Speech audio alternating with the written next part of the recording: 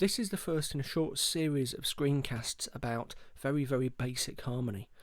You'll find it useful if you've had some music lessons in the past but you never really got round to harmony, or you've lost track of what it was all about and you feel you need to start again. It's also designed to tie in with my book, How to Really Play the Piano, which you can see here along with a web address to find out more if you're interested. But you don't have to use it with the book. I've tried to design it so that it's suitable for everybody. If you are using it with the book, then the material we're going to discuss here covers the very early parts of part 1. Okay, so first things first, what do we mean by harmony? Very simply, a harmony is 2 or more notes being played together. So that is a harmony, okay? That isn't harmony. One note, even if 100 different instruments are playing it at the same time, they're not playing in harmony, they're playing it in unison. Harmony needs 2 or more notes. All these are harmonies. An important thing to remember about harmony is when we hear the word harmony or the word harmonious used commonly, it tends to make us think of a pleasant or satisfying or enjoyable sound like that. We think, oh yes, that's nice and harmonious. Harmony doesn't have to sound nice. That's a harmony, as is that, as is that, and that. Okay? Any combination, very broadly speaking, of 2 or more notes played together is a harmony. The most elementary building block of harmony is the chord. Okay? That is a chord. Specifically, that's the chord of C major. Every chord has a particular identity which is defined by the notes that make it up. So this is a chord of C major, which we'd usually abbreviate and just call C. What makes it a chord of C major is the fact that it has the notes C, E, and G in it. Okay? Now, and this is a really crucial point, any combination of C, E, and G played together in any order, anywhere on the piano keyboard, is always a chord of C major. So that is a chord of C, as is that, and that, and that, and even if I go right to the far end of the piano and play, you won't be able to see, this is off the screen, play a C and G at the bottom, and a C and E at the top, that's a chord of C. Okay? So, on a piano keyboard, there are hundreds and hundreds, maybe thousands of different ways of playing each particular chord. As long as you are playing the notes that make up that chord, it will always be that chord. So as long as it's C, E and G, it will always be C. As long as it is A, C and E, in whatever combination, it will always be A minor. Okay? If you add new notes to the chord, say you take your C, E and G and put in, let's say, a B flat, it becomes a completely different chord. Okay? That, as it happens, is the chord of C7. Okay? And any combination of C, E, G and B flat will always be, as was the case with C, a chord of C7. Okay? And that's C, so that's C7. There we go.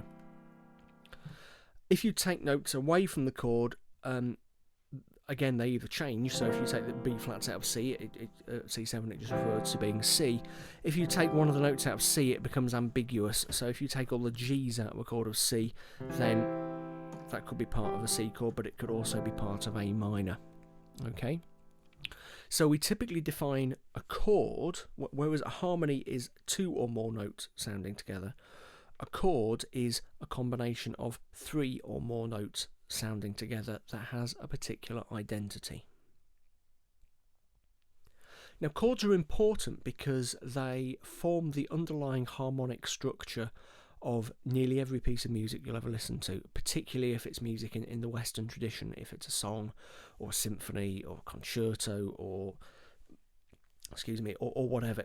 The chances are it will have some sort of chord sequence, progression, to use a technical term, underneath. Chord sequence or chord progression is a load of different chords strung together for a particular effect that lie under the melody. The best way to understand chords and what they do is to see them in action. So we're going to take the example of a traditional song now and look carefully at the chord sequence. That song is one I hope you'll all know. It's We Wish You a Merry Christmas. I'm going to play through the chords, and I'm afraid I'm going to sing over the top, so brace yourselves. As I do it, look under the keyboard, because you will see as I play each chord, the name of it, or rather its symbol, will flash up. We'll go through them, the names and the symbols, just after I've finished playing. Okay, here we go. Get my note, there we go, lovely. We wish you a Merry Christmas, we wish you a Merry Christmas, we wish you a Merry Christmas and a Happy New Year. Lovely, there we go. Okay, did you see the names of the chords? Let's go through them slowly. We had, first of all, F, B flat, G minor, C, D minor, B flat, G minor, C, F. Okay, I'm going to play those through again, and I'm going to play them in time to how the music would work, only I'm not going to sing this time, you'll be relieved to hear.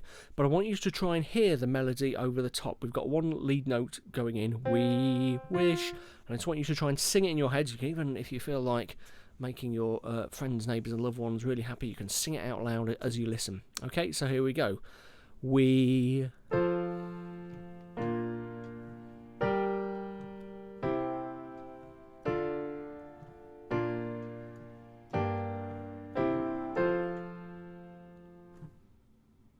Okay, so that's how the chords, or rather the chord progression, to use a technical term, works to support the melody. Now, here's a really important concept. It doesn't matter how you play the chords under the melody, they will still work harmonically. Okay, remember earlier we looked at the chord of C major and said you can play it in lots of different ways as long as it's got the notes of C, E and G. The same obviously is true of the chords in We Wish You a Merry Christmas. For example, F, you can play it however you want as long as it's got the key notes in it, which are F, A and C. So we could play We Wish You a Merry Christmas a bit like this. We wish you a Merry Christmas, we wish you a Merry Christmas, we wish you a Merry Christmas and a Happy New Year. Which is a bit overblown and dramatic, but you get the idea. Those are exactly the same chords, just played in with the notes in a different order, and as you can see, more notes. Okay, so it doesn't matter how you play the chords, as long as you play that particular sequence: F, B flat, G minor, C, D minor, B flat, G minor, C, F, and you play it in the right time to go with the melody. The song will always work. Doesn't matter how you play the chords, you could play them really sort of rock and roll. We wish you a Merry Christmas, we wish you a Merry Christmas, we wish you a Merry Christmas and a Happy New Year. Yeah, I'm getting carried away now.